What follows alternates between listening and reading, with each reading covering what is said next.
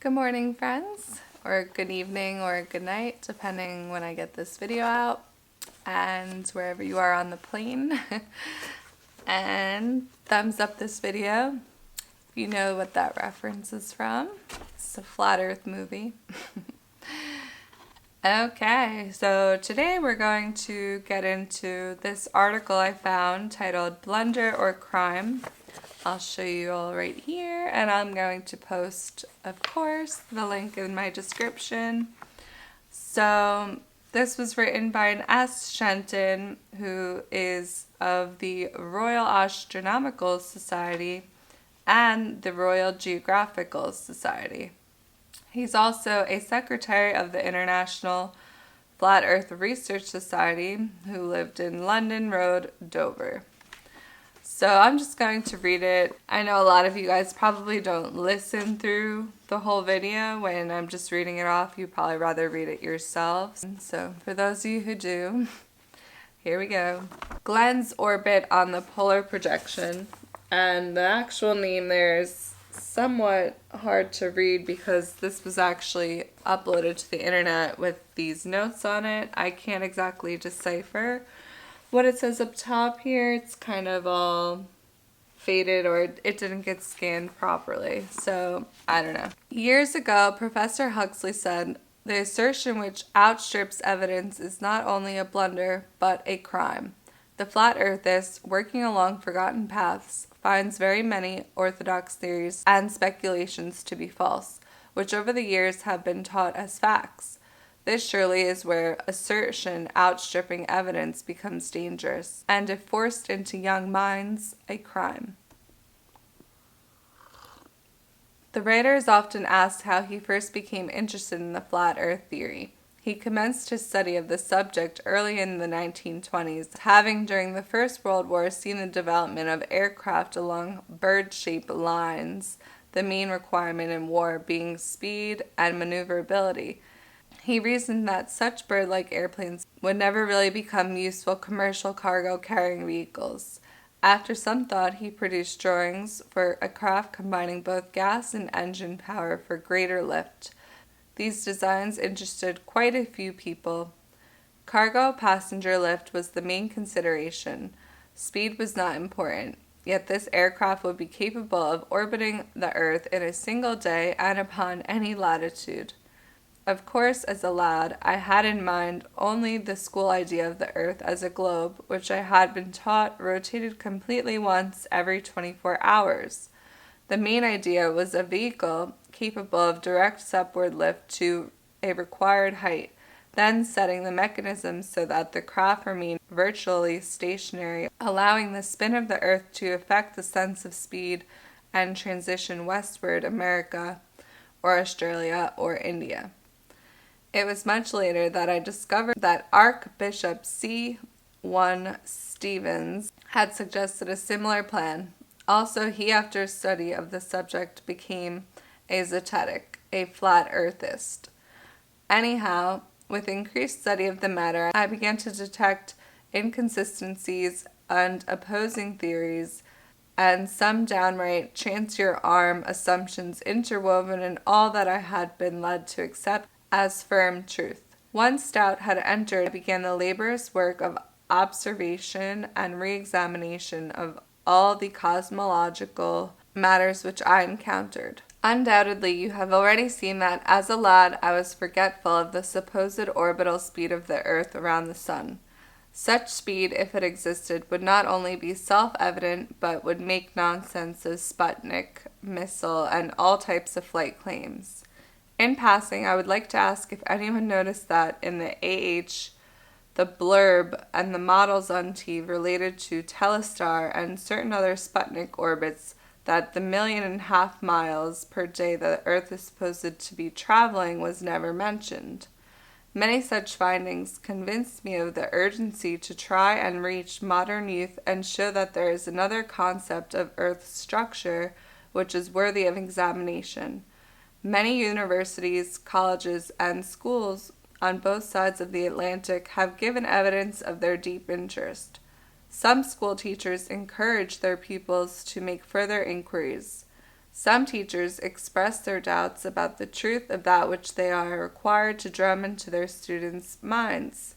Flat earthers hold that, rather than being a self-evolved, whirling, gyrating globe, the earth is of special construction and absolutely motionless. We find that it yields water levels everywhere, and that all the repeated phenomena are enacted within a very confined and limited area. I have made a challenge on television in England and throughout America, and it has been shown before many groups of students. It reads, if you can prove that the orbital speed of the Earth is 66,000 miles per hour, some 20 miles per second, and explain how still water can be convex, I will pack up. I maintain that the assertion of this fantastic speed of the Earth, unsupported by evidence, is definitely a crime. While such proofs are lacking, our younger generation should not be brain conditioned to accept orthodox speculations as facts. People today are, we see, unable to conceive of the Earth mass in any form other than that of the globe.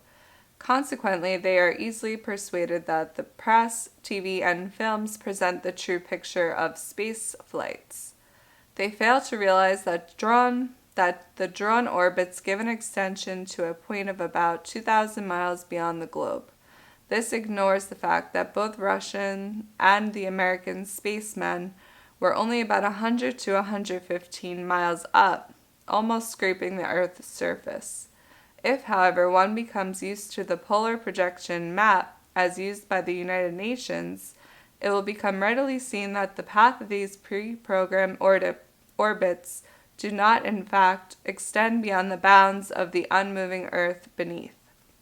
It is as well also to remember that to put an artificial satellite into orbit, it must be carried up to the required height and then leveled off horizontally. That is parallel to the ground.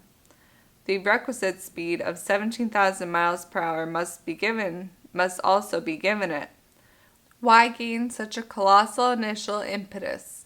Surely if the Earth was in motion at a great speed, the simplest thing to do would be to raise the vehicle and maintain it at the required height and let Earth's rotation affect the sense of orbiting. Now how about getting a satellite down again onto this spinning globe?